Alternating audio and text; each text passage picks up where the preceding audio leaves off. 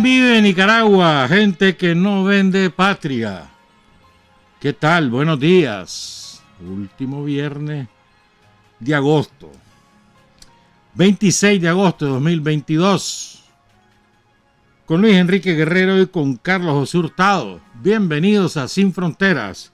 Son las 6 de la mañana con 29 minutos. Sin Fronteras, la revista con William Griggs Vivado. En la primerísima 91.7 y 105.3 FM.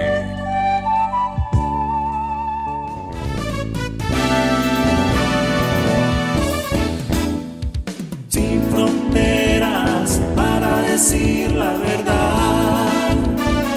Sin fronteras, trabajar, avanzar, combatir, vencer. Sin fronteras.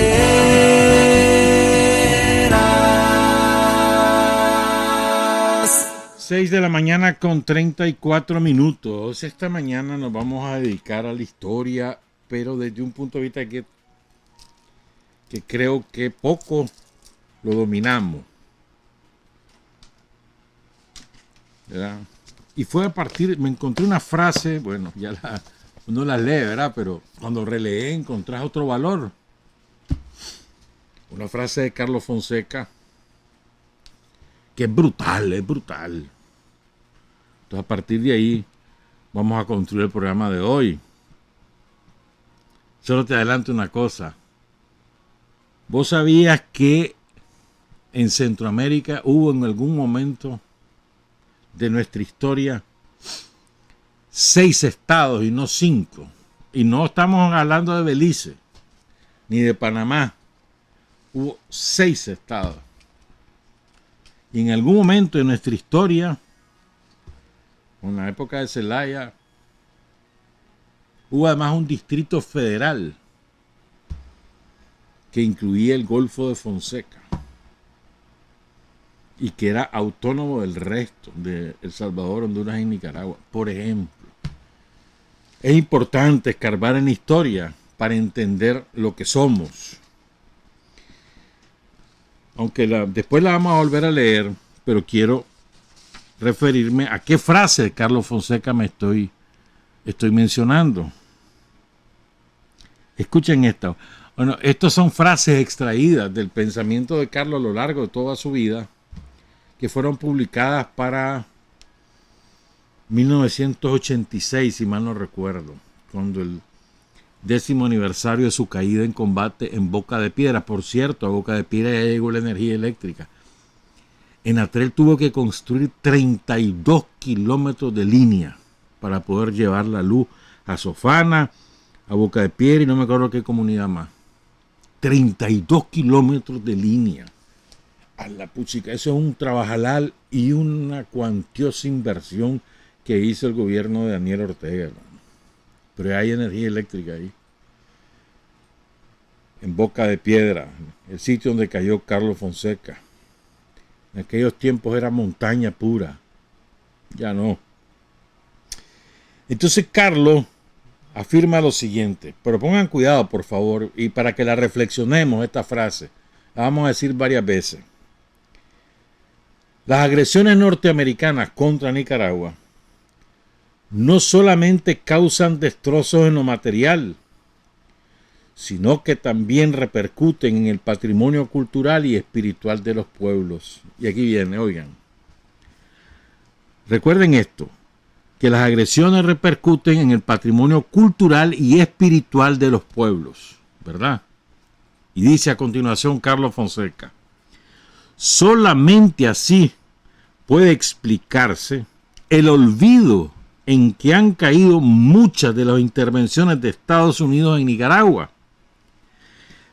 Tal olvido tiene como consecuencia una subvaloración de la catastrófica ruina causada a nuestro pueblo.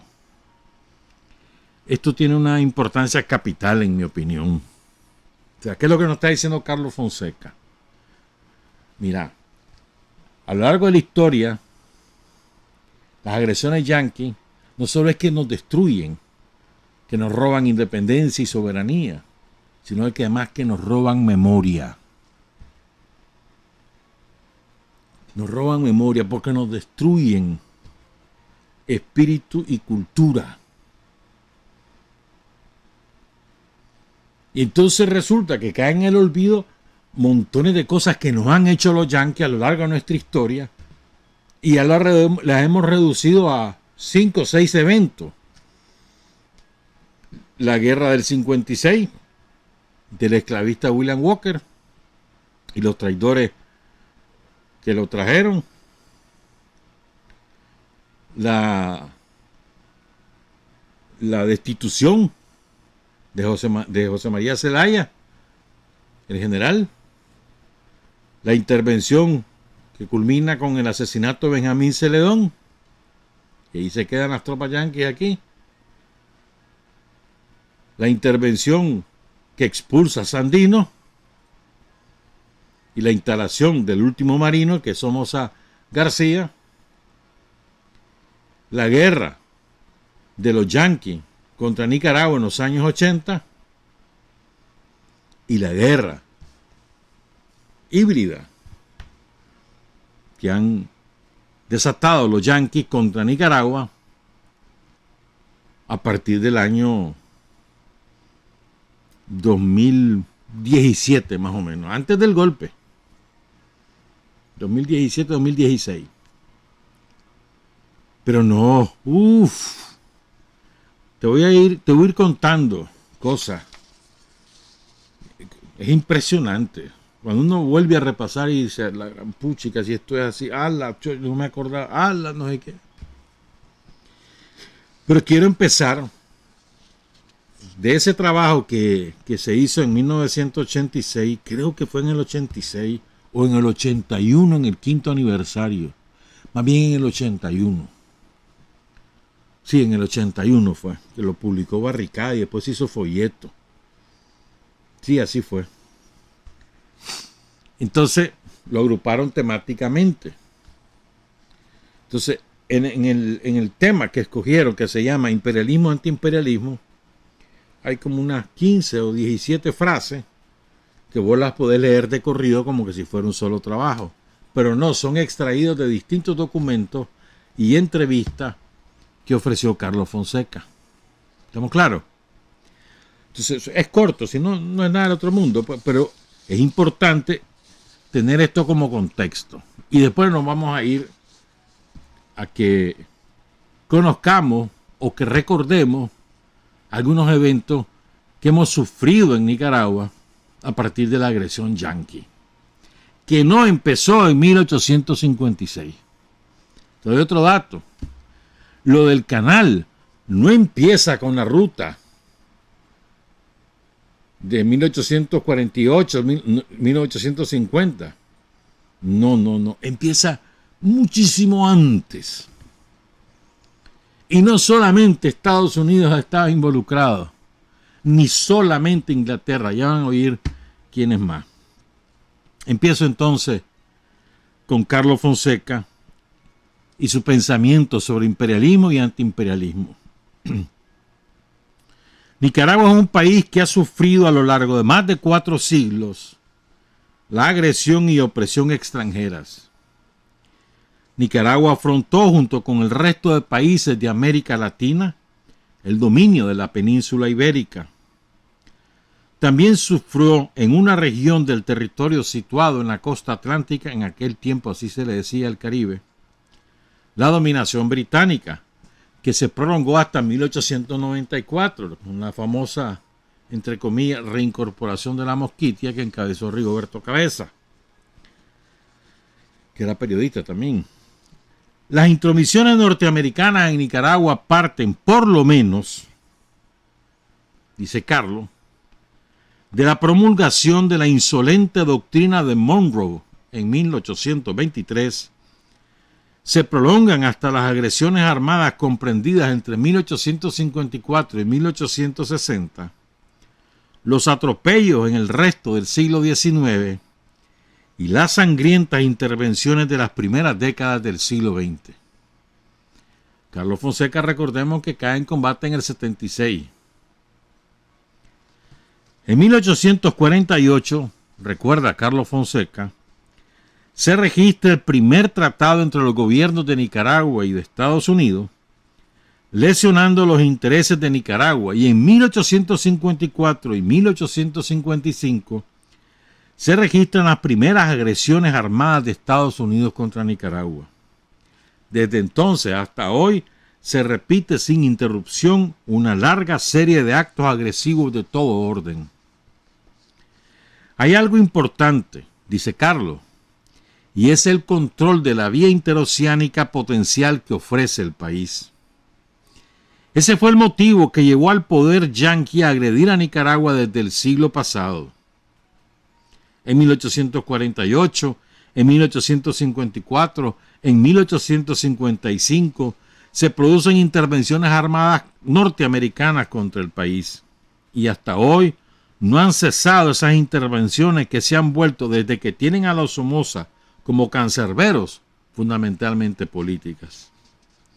En lo tradicional, más que la explotación económica por parte de los agresores yanquis, ocupó lugar preferente la opresión encaminada a convertir a Nicaragua en mera pieza del engranaje estratégico norteamericano.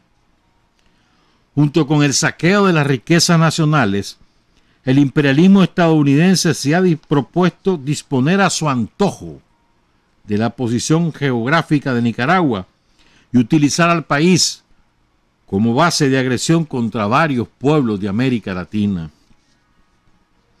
Proclama el Frente Sandinista que las riquezas de la nación, incluidas las del subsuelo y el potencial interoceánico, deberán revertir sus beneficios al mismo pueblo y no ser botín de pandillas de explotadores nacionales e internacionales.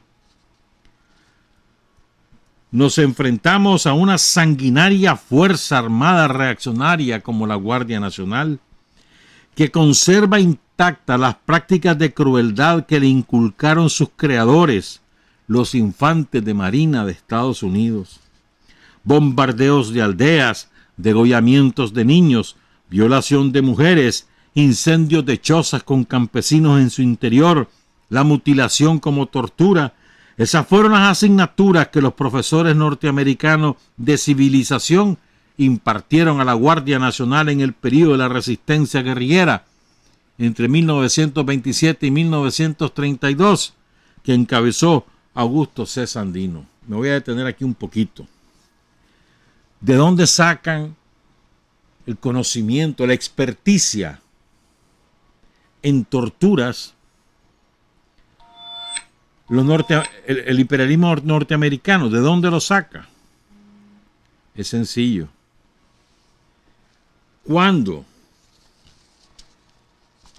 los ingleses invaden lo que hoy conocemos como el territorio de Estados Unidos, y que en general eran gente a lo bestia,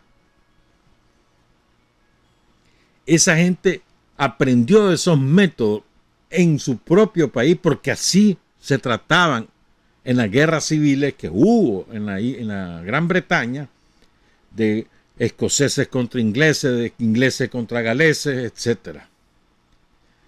Esa fue su escuela. La primaria y la secundaria ahí la cursaron. Primaria y secundaria de tortura, de crueldad.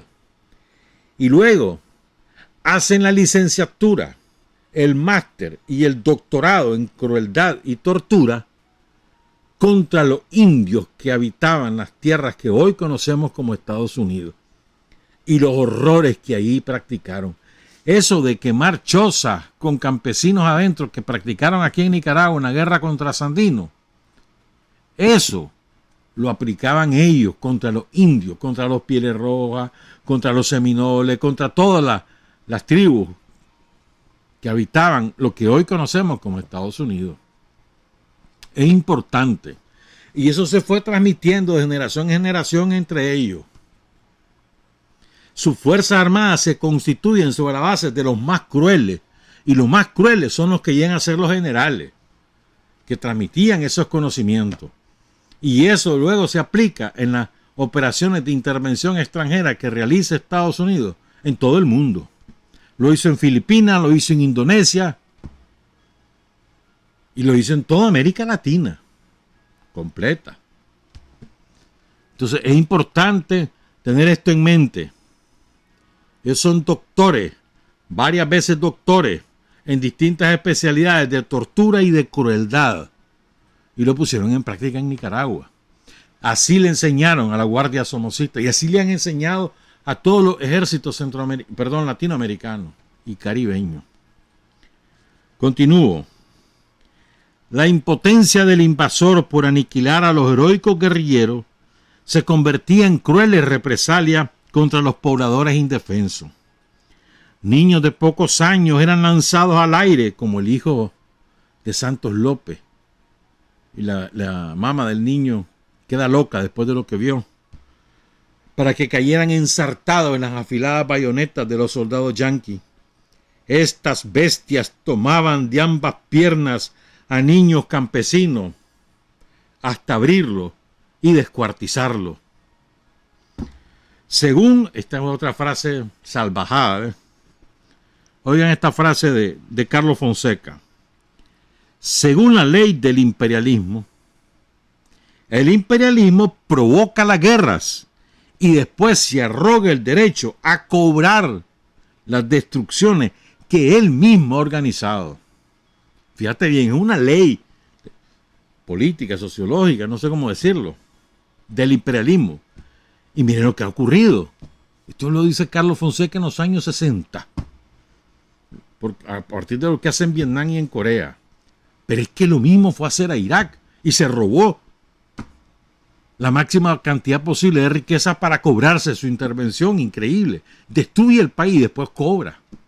Lo mismo acaba de hacer en Afganistán. Se acaba de robar las reservas que tenía Afganistán. Se las robó descaradamente. Lo mismo en Libia. O sea, ley del imperialismo. La resistencia contra la agresión y codicia yanquis nacen de lo más hondo de la historia de nuestros pueblos. Estamos contra 4 siglos y medio de agresiones extranjeras, de las cuales más de un siglo corresponden a agresiones yanquis. Ya vas a entender a qué se refiere Carlos. Luego viene la frase que les leí al principio. Las agresiones norteamericanas no solamente causan destrozos en lo material, sino que también repercuten en el patrimonio cultural y espiritual de los pueblos. Solamente así puede explicarse el olvido en que han caído muchas de las intervenciones de Estados Unidos en Nicaragua.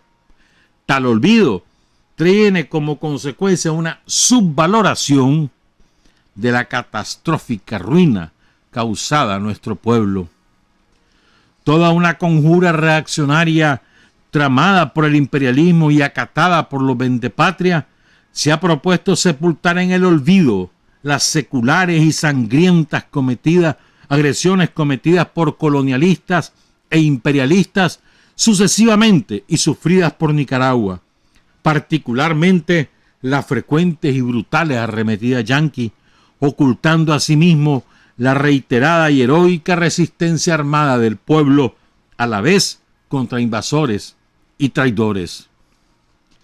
La emancipación nacional de Nicaragua se alcanzará a través de la acción armada, sostenida por las masas populares y orientada por los más avanzados principios revolucionarios. Cualquier parecido con lo que hemos vivido no es coincidencia, será la visión estratégica de Carlos. Las celadas enemigas del pasado fracasarán de repetirse ahora. O sea, las intervenciones y demás. En el nuevo tiempo, no solo uno de cuantos pueblos se rebelan contra el imperialismo yanqui, sino que todos juntos en creciente batalla unánime y encaminada a derrocar al ejército del dólar. La victoria final no se produce de inmediato. El enemigo no es la camarilla reaccionaria local, la que pudo ser derrotada 1000 veces con las sucesivas acciones emprendidas. Se trata de enfrentar al enemigo de más de un siglo, el imperio del dólar. La frustración que siguió al periodo de la resistencia sandinista no ha de repetirse hoy. Ahora los tiempos son otros. Los días actuales no son como aquellos en que Sandino y sus hermanos guerrilleros se batían solitarios contra el imperialismo yanqui.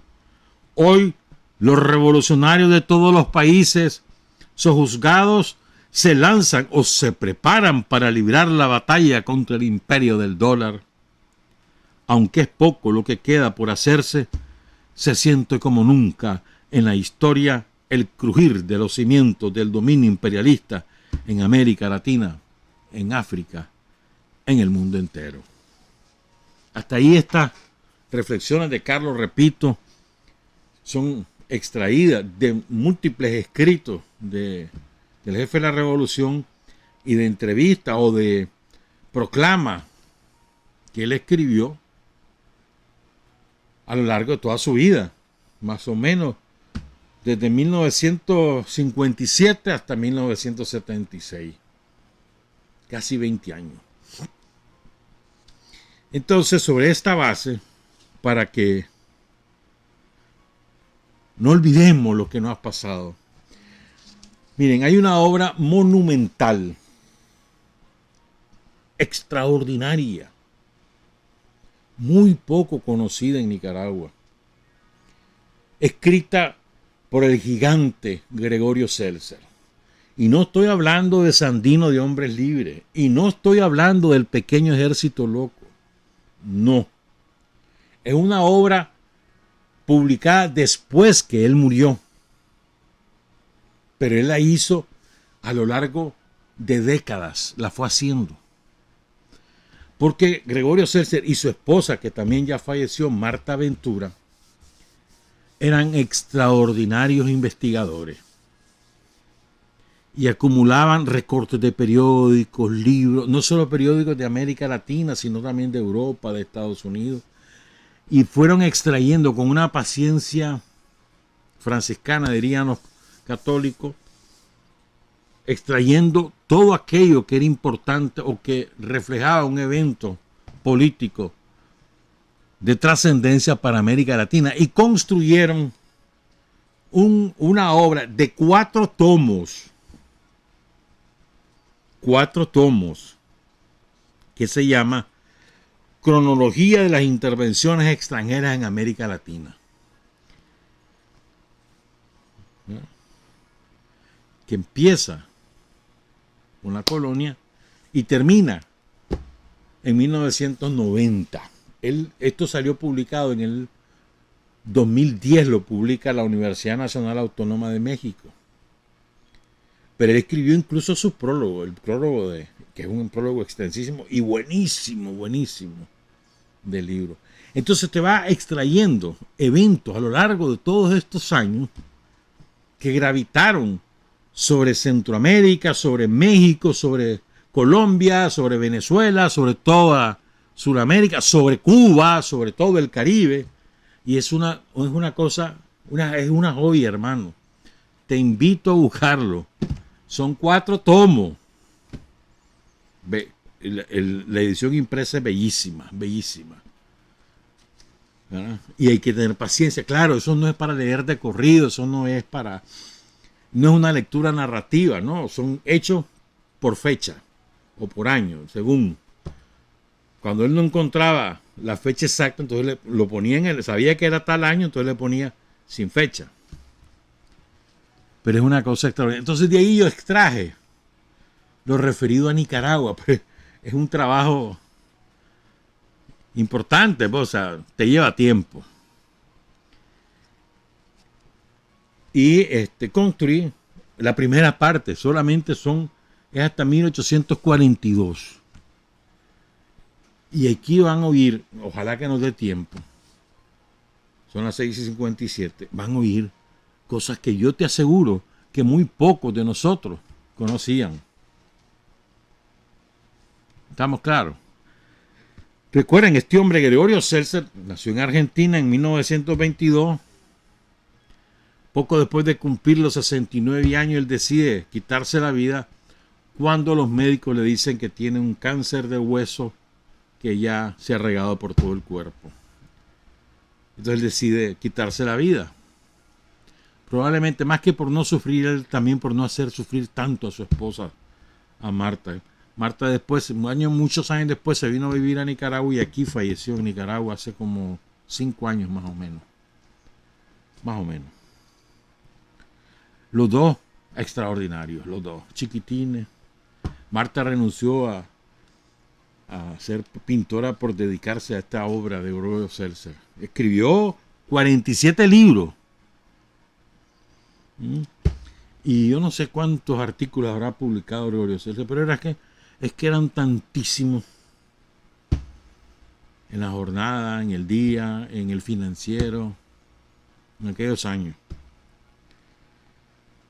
Entonces les repito, es una monumental, como la describen algunos autores, obra la de Gregorio Seltzer que se llama Cronología de las Intervenciones Extranjeras en América Latina. 4 tomos. ¿Ya? Está toda la historia del continente desde Alaska hasta la Patagonia. Es la descripción día a día de más de 200 años de luchas emancipadoras. Son más de 2000 páginas. Este libro debería de ser libro de obligatorio estudio a los que cursan la licenciatura en Historia en la UNAM Managua. Debería ser obligatorio. A lo largo de sus 4 o 5 años, no sé cuánto dura la licenciatura ahí en UNAM, deberían tener trabajo de cada uno de los tomos. Que lo estudien. Es una maravilla. Bueno, entonces vamos a empezar solamente lo referido a Nicaragua o vinculado a Nicaragua. ¿Estamos? Y se van a sorprender. Fíjense, cuando comienza la alianza anglófona contra Nicaragua. Sí, la alianza entre Gran Bretaña, que era la madre patria de Estados Unidos, y Estados Unidos. En 1783. A ver, 7 años después de la independencia de Estados Unidos. En aquellos años, esto es importante que lo recordemos, digamos, las fuerzas independentistas de América Latina completa veían con esperanza, con admiración a los revolucionarios, porque así lo eran, de Estados Unidos. Jamás pensaron en lo que se iba a convertir, solo Simón Bolívar lo advirtió, ¿verdad? Pero ya tarde. Pero lo advirtió. Entonces la élite independentista de América Latina buscaban a los presidentes de Estados Unidos que les ayudaran con armas, con financiamiento y con respaldo político para lograr la independencia de España. Todos, Nicaragua incluida, aspiraban que Estados Unidos los ayudara. Entonces Estados Unidos adoptó una política de neutralidad, dijeron, porque Gran Bretaña tenía la más poderosa fuerza naval del mundo. Entonces le tenían miedo.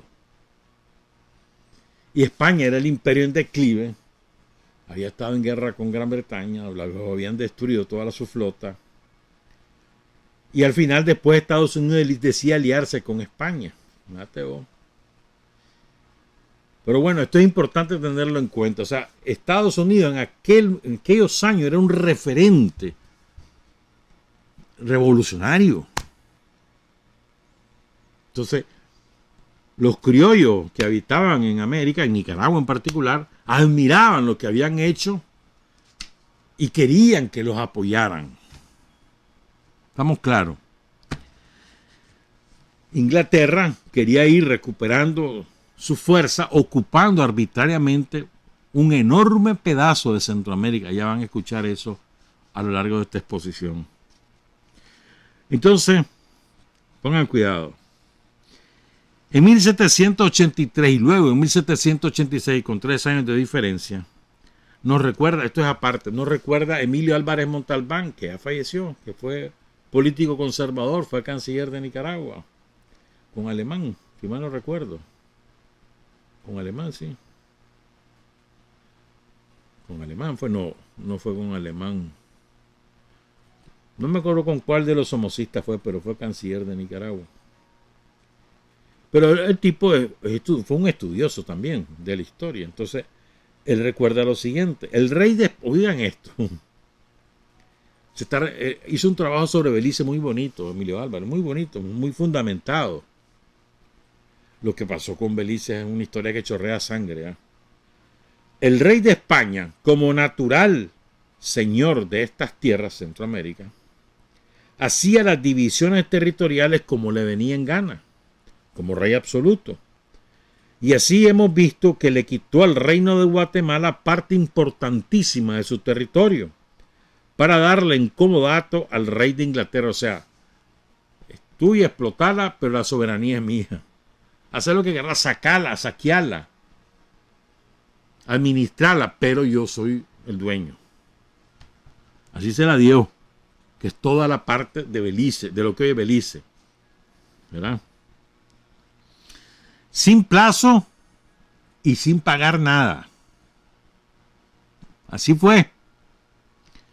El rey de España le da el pedazo de Guatemala que hoy conocemos como Belice, le da ese pedazo y le dice, mira, ahí está eso, mira, no me pagues nada. Haz lo que querrás ir, pero eso sí es mía. No querrás robártelo, es mío. En otras palabras. Según las voces del Tratado Anglo-Español de 1783, lo que España le concedió a la Gran Bretaña es el préstamo de uso de la región guatemalteca del Hondo al Belice, así se llamaba. Y conforme al estatus legal o naturaleza de esta concesión por ser gratuita y no tener plazo fijo, el propietario puede hacer la concesión cuando le venga en gana y también la puede quitar. El propietario, que era el rey de España.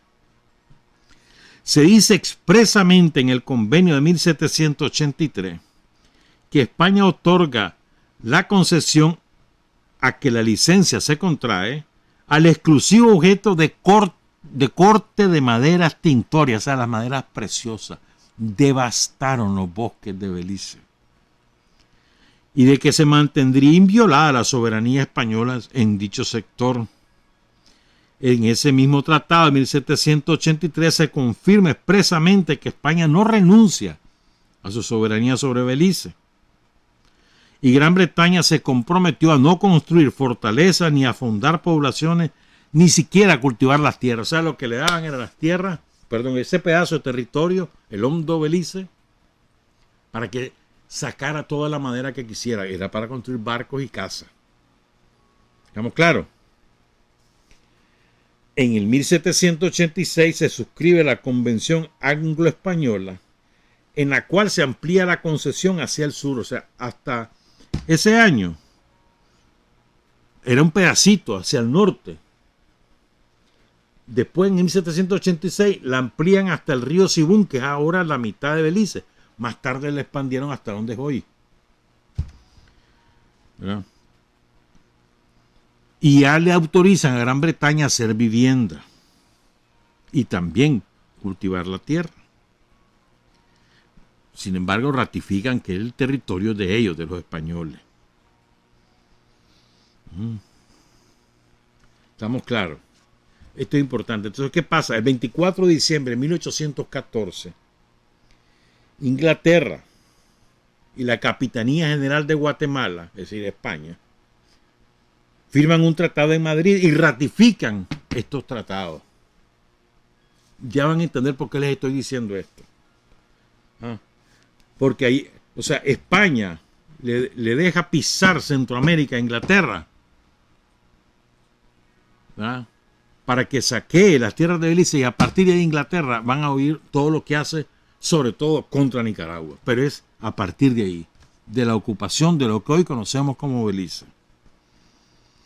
Entonces, si bien Inglaterra poseía de hecho el territorio engrandecido de Belice y las antes desiertas de la isla de la Bahía, hoy bajo soberanía hondureña, entonces pobladas por indios caribes llevados desde San Vicente. Además, dice José Loregame, sistemática y tenazmente tomaba empeño y ejercía toda su influencia para adquirir la costa de los Mosquitos, que empezaba en Belice y terminaba en Panamá. ¿Estamos claros? El 16 de diciembre de 1816, los ingleses radicados en la costa de los Mosquitos fomentan y sostienen una farsa de la monarquía mosquitia. Esto lo firma Gregorio Seltzer. Jorge Federico, el hijo mayor, el primogénito del rey Sambo y heredero de la corona del rey Sambo, es llevado a Belice y después a Jamaica e Inglaterra para completar su educación. O sea, los británicos, con mucha astucia, le dicen al rey que ellos habían designado como rey. Lo escogen y dicen, vos vas a ser el rey. Entonces al hijo mayor se ganan al rey y le dicen, lo vamos a educar nosotros. Entonces se lo llevan primero a Belice y después se lo llevan a Jamaica, otra colonia británica, para educarlo en la cultura británica, inglesa. Cuando muere el rey Sambo, entonces coronan al hijo mayor, el rey Jorge, con mucha pompa, y lo coronan en Belice, rey de la nación y la costa de los Mosquitos. ¿Verdad? Pero cuando tenía poco tiempo de haber regresado a su tierra, lo lleva un acorazado inglés. Se mete en un pleito de borracho y lo matan al hombre que habían educado los ingleses. Entonces, él tenía un hermano que no era de la misma madre, que se llamó Roberto, y lo sustituye en 1823. Pero comete el error, Roberto, de ser partidario de los españoles. Entonces los ingleses lo destituyen. Pongan cuidado.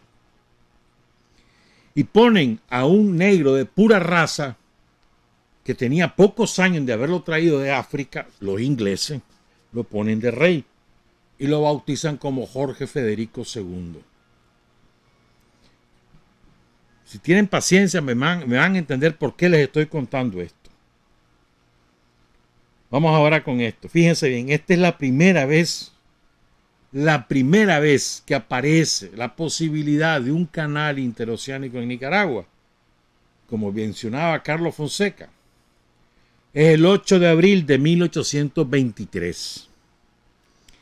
El embajador británico en Estados Unidos, que se llamó Strafford Canning, le manda una carta al canciller de Gran Bretaña, o sea, al ministro del Foreign Office de la monarquía británica, que se llamó George Canning, del mismo apellido. Le manda una carta, le remite, adjunta una carta de un corsario británico que se suponía que había sido héroe en la batalla contra los españoles y no sé qué, que se llamó George Woodbine. En esa carta, pongan cuidado, ese delincuente, corsario británico, le pide ayuda a su gobierno, al gobierno inglés, por la vía del embajador británico en Estados Unidos, para asegurar para Gran Bretaña el control completo de una comunicación por agua a través del lago de Nicaragua. Ahora entienden por qué les he estado mencionando todo lo anterior, cómo es que viene Gran Bretaña a Centroamérica. Viene poco después de la independencia de Estados Unidos y empiezan a querer ocupar territorios en toda América Latina. En el Caribe arrasaron, Jamaica entre otros. ¿Verdad?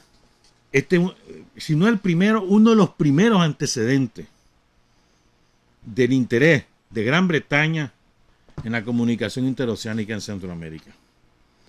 Continúa la cronología de Gregorio Seltzer. Pongan cuidado. ¿Verdad? El 6 de noviembre de 1823 ya estaba proclamada Centroamérica como república independiente. La capital es Guatemala. Entonces la Asamblea Constituyente de la República Federal de Centroamérica le hace un llamado a los cuerpos deliberantes de ambas Américas, América del Norte y América del Sur, para que se forme, y este es uno de los primeros llamados a la unidad continental que se hace en América Central. Después de Bolívar estamos hablando, obviamente, o sea, propio de América Central, para que se forme una confederación general que represente unida a la familia americana, que garantice la libertad e independencia de los nuevos estados, que resista las invasiones extranjeras, y se está refiriendo a Gran Bretaña, en aquella época no es a Estados Unidos, revise tratados, cree una marina, la marina era vital en aquellos tiempos, y fije las bases para un comercio recíproco. Centroamérica completa. Y Gran Bretaña sigue avanzando. El 2 de diciembre de 1823, una balandra que le decían, una nave de guerra de Gran Bretaña, penetra en Puerto Trujillo, Honduras, y su objetivo era instalar una base militar en Puerto Trujillo.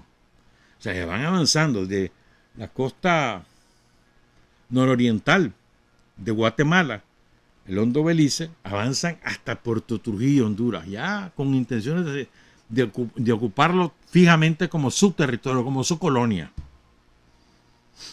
¿no? El 22 de noviembre de 1824 ya se promulga la Constitución de Centroamérica, y que prevé, como era una república federal, presidente para cada uno de los estados, pero conservando cada estado el derecho a hacer su propia constitución y sus leyes, y además elegir su jefe de estado. Oigan esto, ya van a entender. Ya tenemos que hacer la pausa, pero espérate, oí esto, pongan cuidado en esto, porque esto gobierna las relaciones de Centroamérica con Inglaterra en los siguientes 30 años, lo que les voy a decir.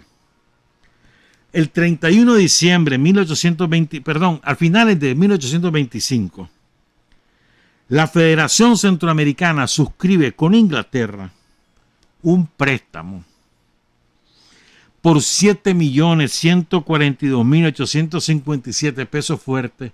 He buscado la conversión de esta cifra y hay diferentes maneras de interpretarlo.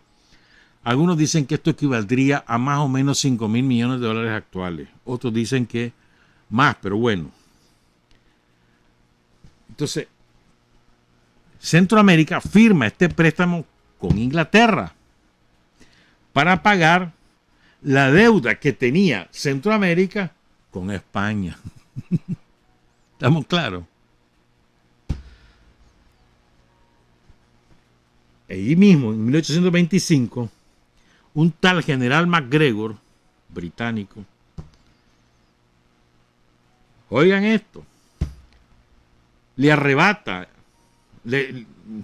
una concesión al rey, entre comillas, mosquitio, que se llamó George Frederick I, Jorge Federico I, una concesión de tierra al sur del río San Juan. O sea, estamos hablando lo que hoy es Costa Rica. ¿Estamos claros? Ya ven cómo va avanzando. Empezaron con el noreste de Guatemala y ya van llegando a Puerto Limón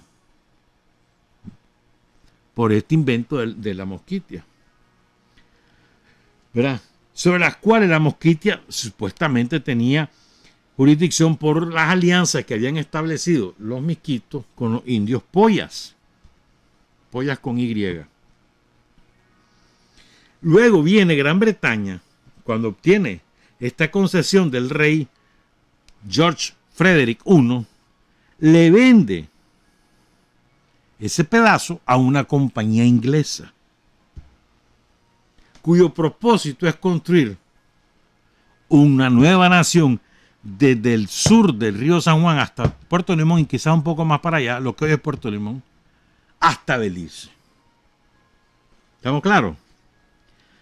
Y entonces esa compañía también ya tiene esa concesión, ocupa la isla de Roatán, que hoy es el paraíso turístico de Honduras, una de las islas de la bahía. Vamos a hacer aquí la pausa y sigo con este cuento que es una maravilla. Son las 7:18.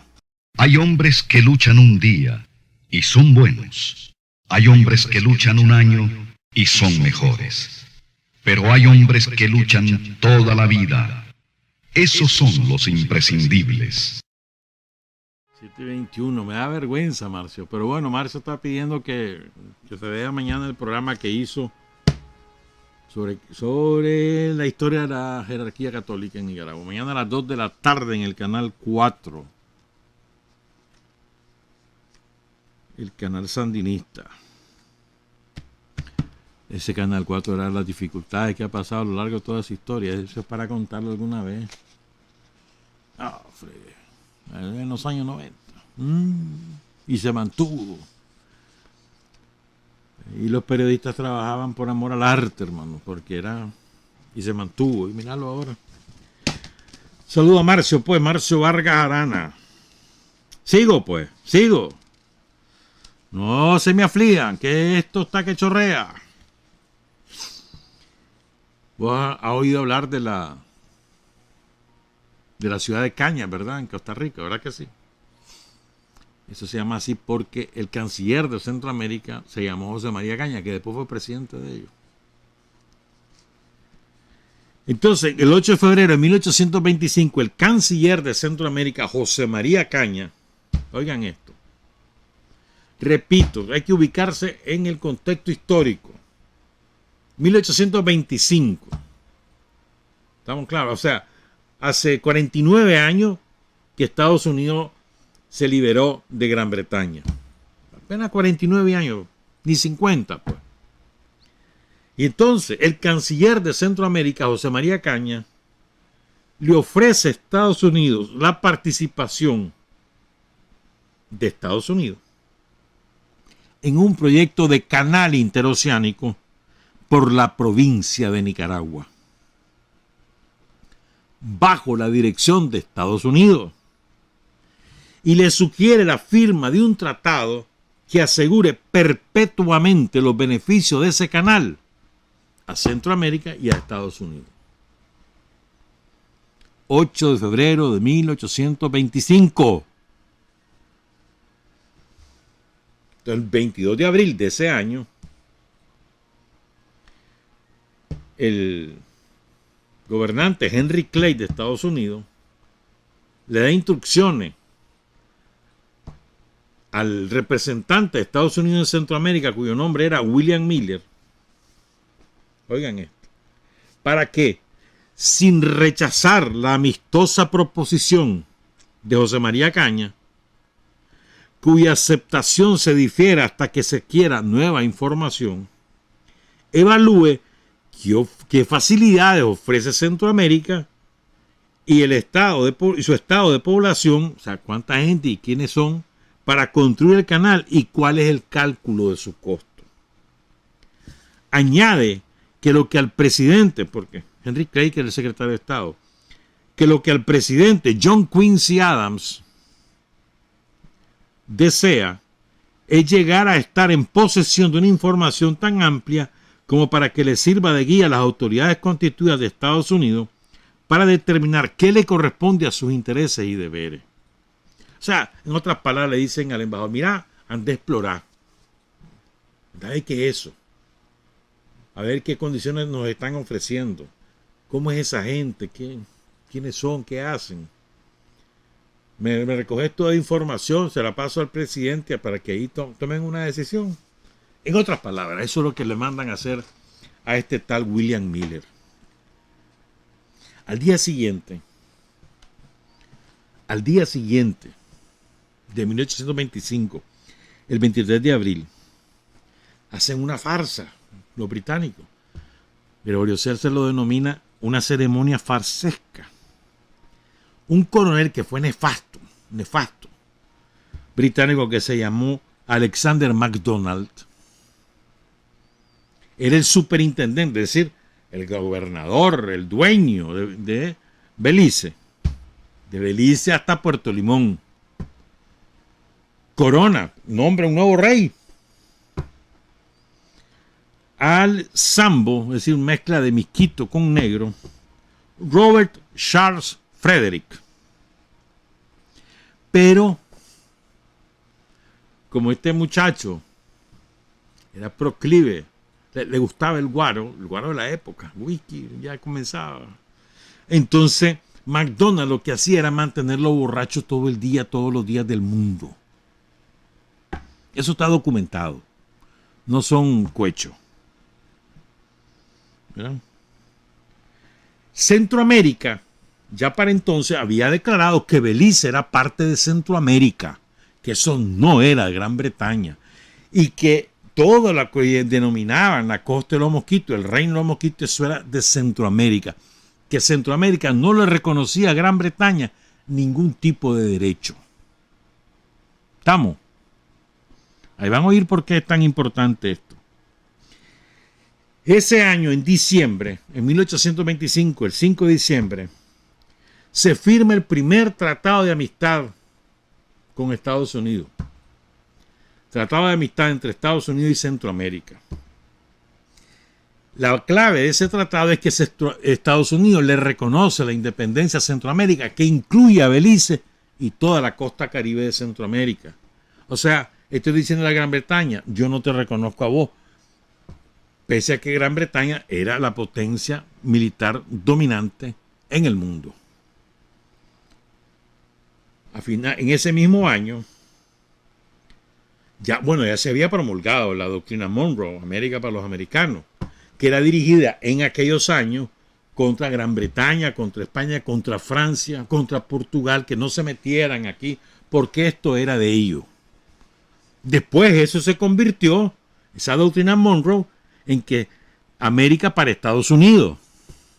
Pero América, de los países de América Latina, era Estados Unidos. Pero en aquel tiempo era una doctrina para impedir que Gran Bretaña o cualquier otra potencia europea se metiera en América Latina. Incluso en aquella época se hablaba, los yanquis hablaban, de que Rusia quería apoderarse de Brasil y de Perú. En aquellos años. Oigan esto, pues. Entonces, viene el general MacGregor, un general inglés, y de la nada inventa una nueva nación, un nuevo reino que le pone de nombre Nueva Neustria. O sea, se roba la isla de Roatán y allí la declara como capital de una nueva nación que se llamó el reino de Nueva Neustria, que antes ya habían fundado el reino de Poya, como ya te había mencionado, Poya con Y.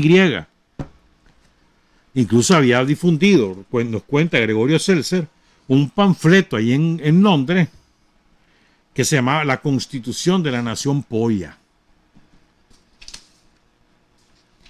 Y entonces tenía un encabezado ese panfleto que decía: Gregor, por la gracia de Dios, el general MacGregor, ya te digo, un general británico, por la gracia de Dios, cacique, se hará maldito, de los Poyas. Los Poyas o payas, ¿verdad? Poyas le decían ellos, pero realmente el sonido era payas, que habitaron en esa costa, en la costa caribe costarricense, incluso poco más allá, incluso en Colombia. Los payas, así como los zambos, eran los vecinos de los mosquitos, los zambos al norte, sigo, que ocupaban la llamada mosquitia hondureña.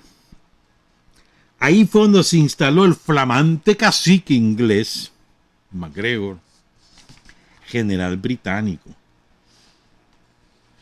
Ahí se instala el flamante cacique inglés y divide su reino en 12 provincias: Roatán, Guanaja, Caribani o Caribdis Romana, Tinto, Cartago, Neustrio, Panamaiker, Panamá, Tonka, Cáquera, Wolmas y Rama que es Nicaragua, ¿verdad? Y empezaba desde el Rama hasta el río Tinto y la isla de la Bahía. Ningún país de Europa lo reconoce. Colombia protesta, porque ya está en Panamá y Panamá era de Colombia. Y al final, ¿por qué fracasó MacGregor? Porque los indios los expulsaron.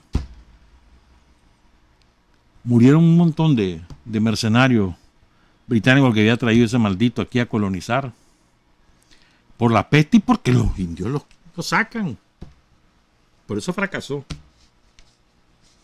Y aquí viene una sorpresa. Yo te aseguro que vos no lo sabías. Te lo aseguro. Fíjense bien, en 1825, 4 años después de la independencia de Centroamérica, oigan la decisión que toma Centroamérica. El Congreso de la República Federal de Centroamérica aprueba un contrato, o sea, lo aprueba, no es que lo firma, lo aprueba, ya estaba firmado el contrato con el Reino de Holanda, hoy Países Bajos, el Reino de Holanda, que ya andaba en sus aventuras por todo el Caribe, ya había tomado parte de las Antillas y también estaba en el extremo oriental, nororiental de Sudamérica, ya andaban en su aventurilla, matando tribus originarias, obviamente, pueblos originarios.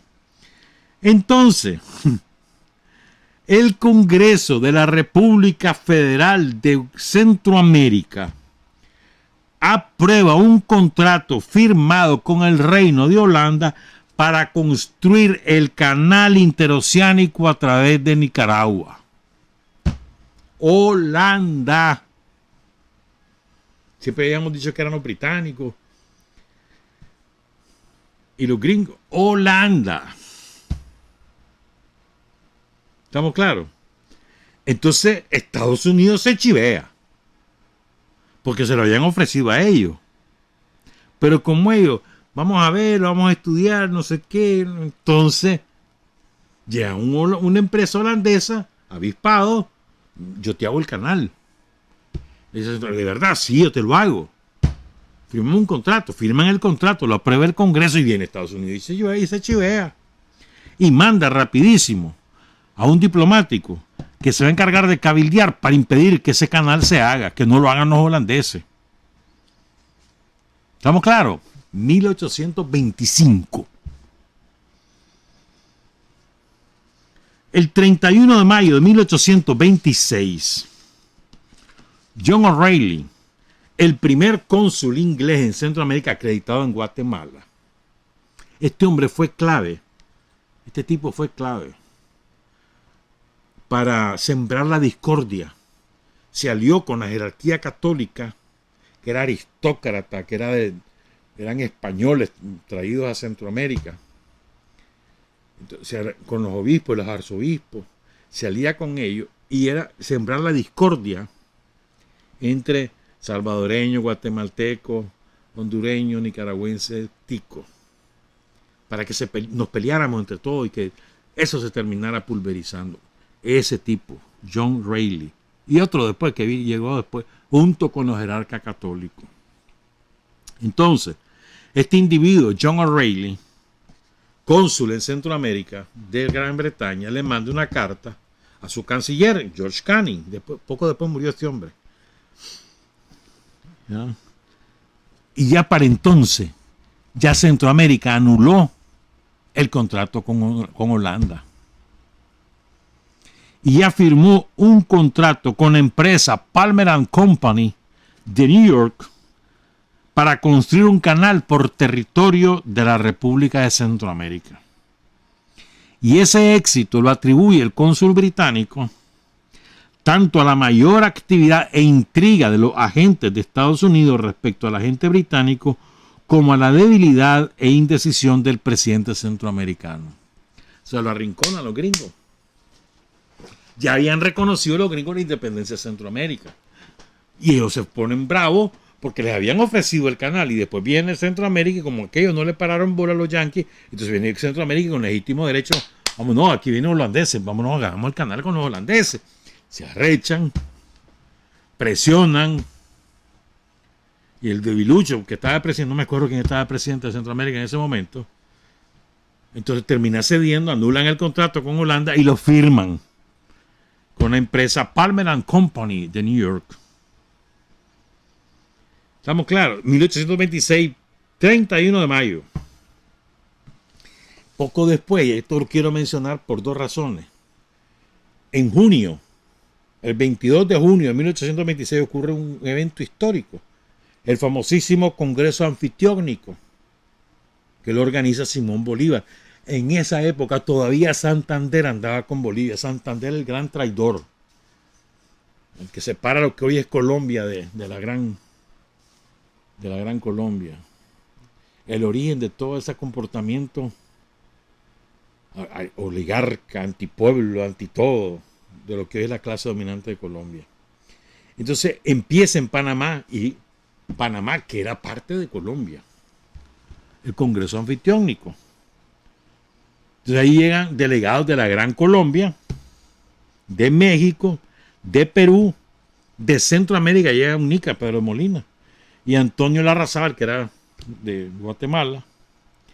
No llegan a tiempo, en aquella época era caballo, mula y barco. No llegan a tiempo los de Bolivia, ¿verdad?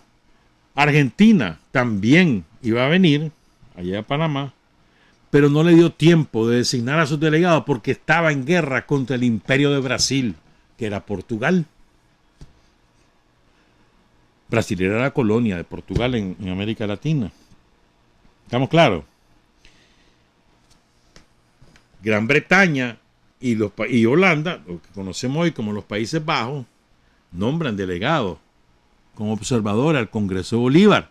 ¿Por qué? Porque están en su pleito con los gringos y quieren ver de qué manera pescan. Y además están en el pleito con España. ¿Estamos claros? Entonces, Estados Unidos llega al Congreso. ¿Quién lo invitó? Santander. A espaldas de Bolívar. Y Estados Unidos manda 2 delegados. Pero uno en el trayecto se muere, se enferma y se muere. Y el otro ya llega al Congreso cuando ya terminó. ¿No? Que habían acordado volverse a reunir el siguiente año en Tacubaya, que era una ciudad. Hoy es parte de la Ciudad de México, pero en aquel tiempo era otra ciudad en México. Pero fíjense bien, se está realizando el Congreso Anfitriónico, ¿verdad? Por esto es que lo quería recordar. Primero porque Centroamérica fue parte de esa exhortación de Bolívar, exhortación continental. Y segundo por esto, está reunido el Congreso ahí en Panamá. ¿Sabe lo que hizo España? Le mandó a poner barcos de guerra en ambas costas, de arriba y abajo de Panamá. Y les dijo, cuidadito se les ocurre hacer lo que planean porque los bombardeamos. Esa es la manera de actuar. La diplomacia de las cañoneras no solo fue de los yanquis, fue de los británicos, fue de los holandeses, fue de los españoles, fue de los portugueses. Sigo.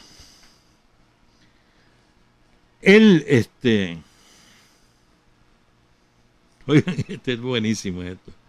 El 26 de agosto de 1826 ya terminó el Congreso Anfitriónico y recuerden, ya se firmó el contrato para construir el canal con la Palmer and Company de New York.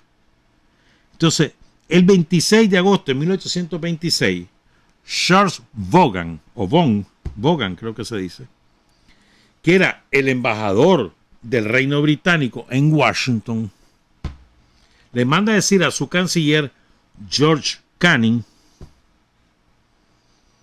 ¿verdad?, que él comenzó a hablar con el gobierno de Estados Unidos porque él está preocupado por eso que se va a hacer, por esa compañía perdón, gringa que va a hacer el canal en Centroamérica. Entonces él anda averiguando qué es la cosa. Entonces le dice que se entrevistó con el secretario de Estado, Henry Clay, y entonces viene Clay y le dice, no, espérate, el gobierno de Estados Unidos no tiene nada que ver con eso. El gobierno de Estados Unidos no tiene nada que ver con hacer un canal en Centroamérica bajo cualquier forma que sea. ¿Por qué? Porque recuerden, Gran Bretaña es la potencia mundial en armas, la potencia naval mundial. Y los gringos le tenían miedo a los británicos. No tenían fuerza militar para resistir un ataque naval en alguna de sus costas, por lo menos. Si el canal fuera construido por extranjeros, le dice Clay a Charles Vaughan, él se sentirá complacido de que fuese hecho por sus propios compatriotas, pero está convencido de que debería ser llevado a la práctica con el consentimiento de todas las naciones, evitando cuidadosamente todo privilegio para ninguna. Es que le está diciendo, mira, si lo vamos a hacer, debemos estar de acuerdo todos y que nos beneficie a todos. Eso es lo que le dice el gringo al británico, o sea, para calmarle sus pasiones. O sea, vos vas a participar, no te preocupes. No, hombre, esto de la empresa no es que solo ellos, no solo va a ser para nosotros, va a ser para todos, no te preocupes. En otras palabras. Sigo. Todos estamos hablando de Nicaragua, el canal de Nicaragua. Fíjense, desde 1823. Ya antes los españoles habían advertido que mirá qué fácil es cruzar de San Juan de Nicaragua, San Juan del Norte en aquella época hasta el otro lado, mirá. Ya lo vi, o sea, no era una novedad esa ruta en esos términos, pero era una novedad en los términos de hacer un canal en serio. Y recuerden, el principal puerto de Nicaragua en aquellos años era San Juan, porque era un río súper ancho, súper caudaloso. Entraban buques de mediano calado para ser ahora y entraban por ahí tranquilamente. Y llegaban a Granado, llegaban a La Virgen, ahí en Rivas, que era un gran puerto, y después a Potosí, que también era otro gran puerto, pero con toda tranquilidad, ¿me entendés? Pero el puerto de entrada a Nicaragua desde Europa era el San Juan. Esto es importante porque después van a ver cómo se convierte en eso en un objetivo militar estratégico de británicos, gringos y europeos en general. Entonces, después viene el 2 de octubre de 1826, el embajador, que ya se reunió con Henry Clay, le manda una carta, le informa pues a su canciller George Canning los términos de esa concesión del canal interoceánico por el agua de Nicaragua. Pero le dice, no es cierto lo que me dijo Clay. Una de las cláusulas del contrato dice que el canal quedaría por completo en manos de la compañía formada en Estados Unidos. O sea, el secretario de Estado le dice, no te preocupes, esto va a ser de todo, y si no estamos de acuerdo, no lo hacemos, ¿no? Eso es lo que le dice, pero la cláusula decía que en él, que el canal iba a quedar bajo control de la compañía de Estados Unidos. La doble verdad se le hicieron a los británicos, a los ingleses. Entonces viene el 3 de diciembre de ese año, el cónsul en Centroamérica de los británicos, de los ingleses, O'Reilly, John O'Reilly le escribe una carta, un informe a su cancillería. Y entonces le dice, mira, esto va avanzando, hay que poner cuidado. Y está en manos de los gringos, está avanzando. Entonces le dice, si se tiene en cuenta la compañía formada en Estados Unidos para excavar el canal de Nicaragua, cuyos ingenieros son esperados a la brevedad 1826, y se cree, dice John O'Reilly, como creo yo, que el gobierno de esa república une con esto ciertas perspectivas políticas y la obtención de posición en el istmo, quizás sería recomendable nombrar 2 cónsules o vicecónsules, porque lo que quiere es tener más gente para cabildear e impedir que el canal se haga realidad en Nicaragua. Los británicos. Se viene Centroamérica, la República Federal de Centroamérica, y nombra a un embajador ante su majestad, la reina, o el rey era en aquel momento, de Gran Bretaña. Nombran a un guatemalteco.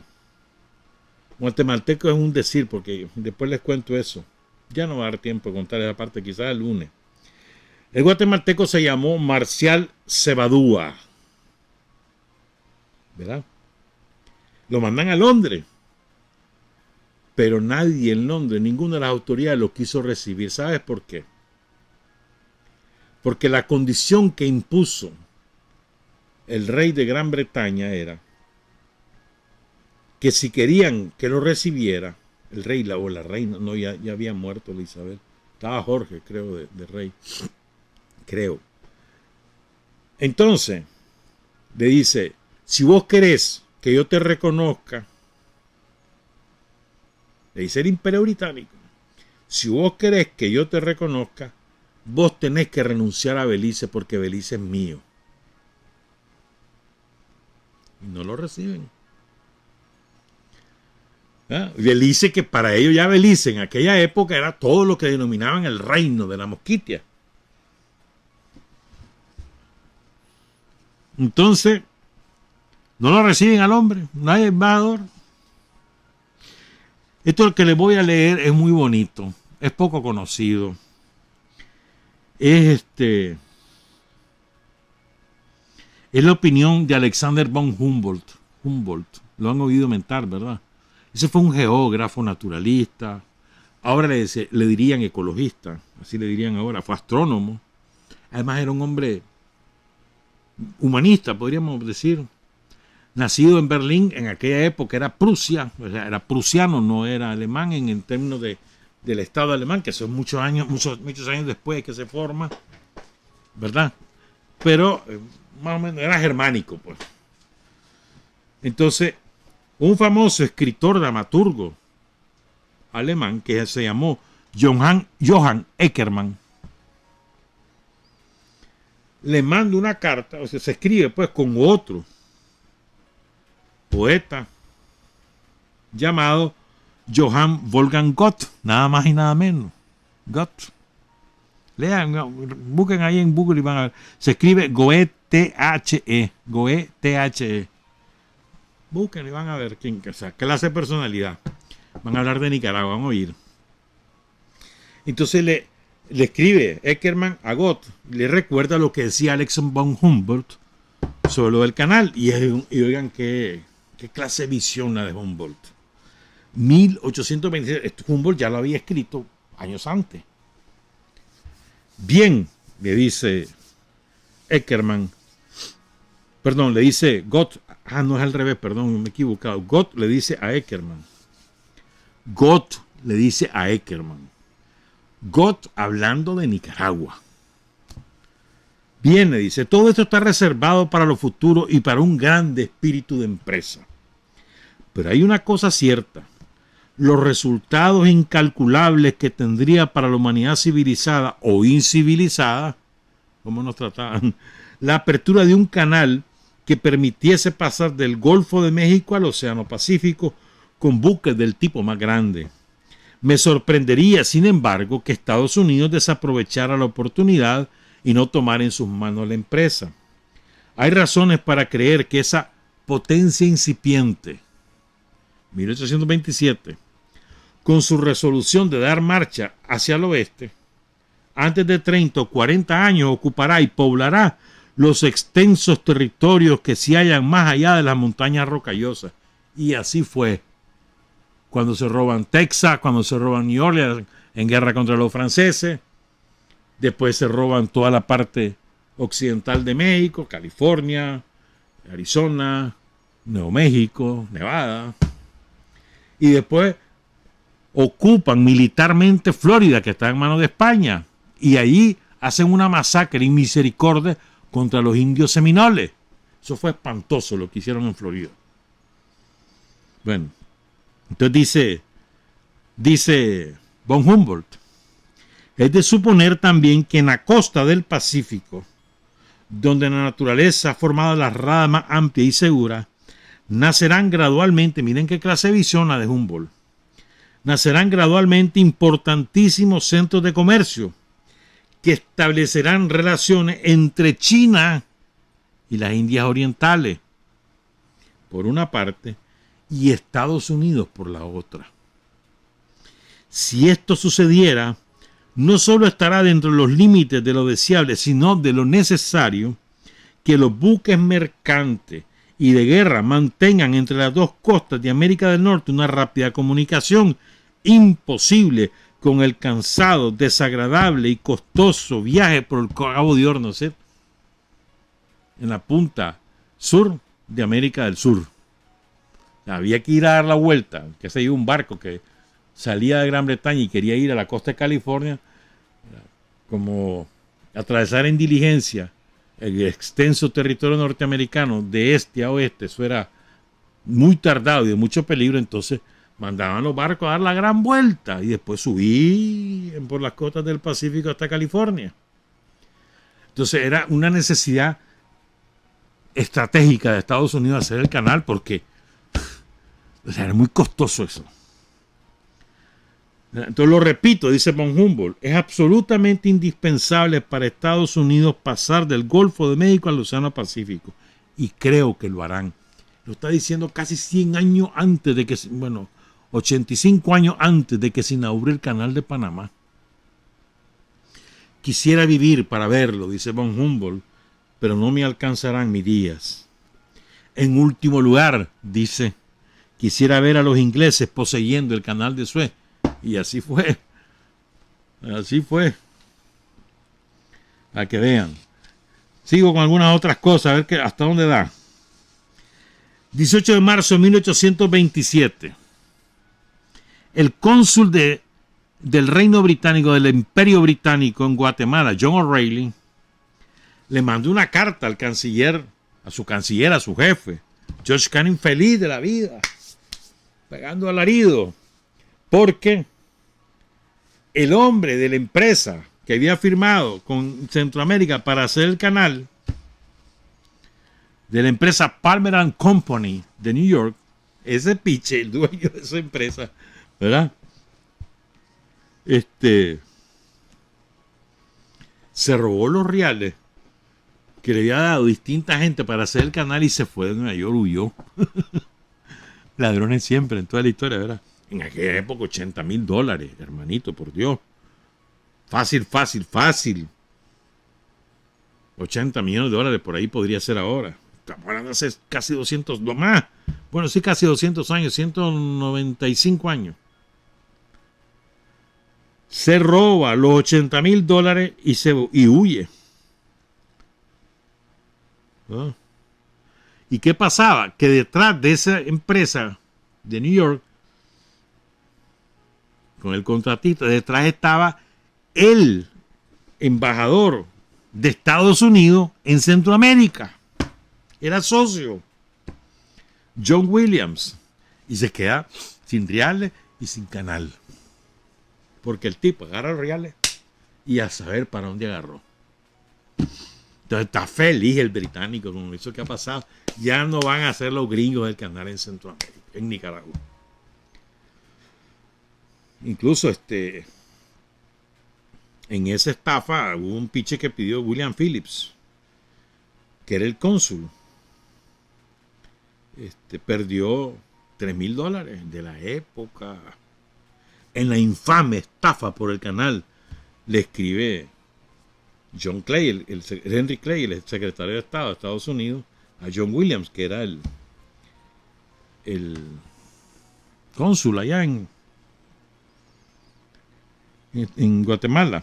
Y entonces le dice, escribe Henry Clay que John Williams le había aconsejado participar en una empresa que, al decir de Williams, era demasiado importante para el gobierno de Estados Unidos para dejarla caer en manos de cualquier otra potencia.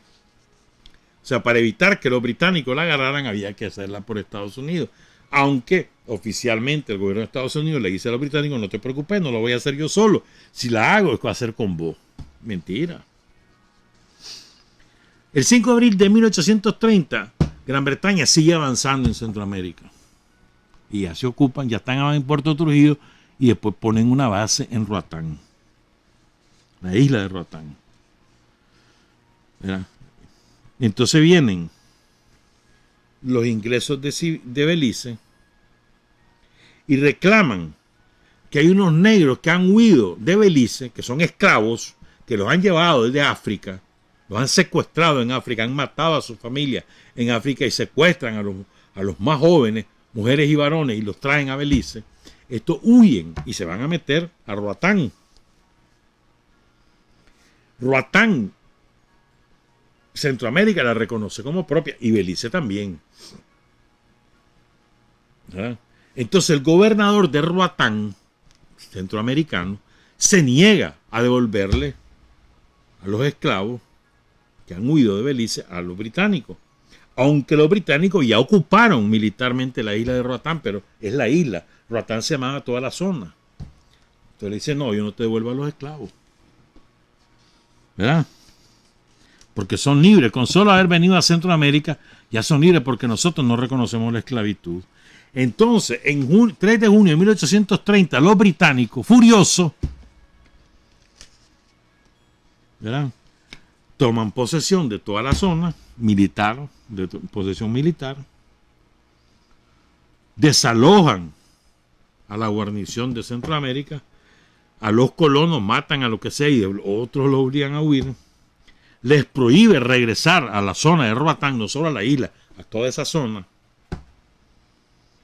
¿Ya? Y Estados Unidos, que le tiene miedo a Gran Bretaña por su capacidad naval, ya está en vigencia la doctrina Monroe, pero no se mete. Pese a que ellos habían dicho, fuera británico, fuera europeo, porque esto América es para mí. Pese a eso, como los gringos no tienen fuerza militar suficiente, no se meten y lo dejan pasar. Voy a cerrar con esto. El 1 de octubre de 1830, porque son las 7:57, el Congreso Federal de Centroamérica decreta concesiones y privilegios a favor de quienes emprendan la apertura de un canal centroamericano en el istmo nicaragüense, por entender que la obra es indispensable para el progreso de la región. Es decir, 7 años después, sigue Centroamérica con la convicción de que ese canal es indispensable para la región y que tiene viabilidad económica para construirse. El 1 de noviembre de 1830, el Imperio Británico le ordena a las autoridades de Belice, para congraciarse con Centroamérica, después de todas las chanchadas que nos han hecho, entonces, y para negociar, para impedir que Centroamérica siga el proyecto con los estadounidenses, el proyecto del canal, entonces viene el Imperio Británico y maniobra con mucha astucia y le dice a sus subalternos en Belice, mira, salite de Roatán, devolvele eso que es de Centroamérica, que yo estoy hablando con otras cosas con ellos.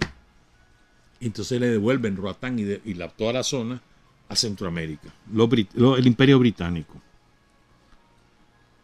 Y termino con esto. Le van a poner mente a esta fecha. 17 de diciembre de 1830. El Imperio Británico amplía los dominios de Belice y ocupa el puerto de San Juan del Norte, San Juan de Nicaragua. Y ahí se instala el Imperio Británico más de una década. Estados Unidos le tiene miedo a los británicos.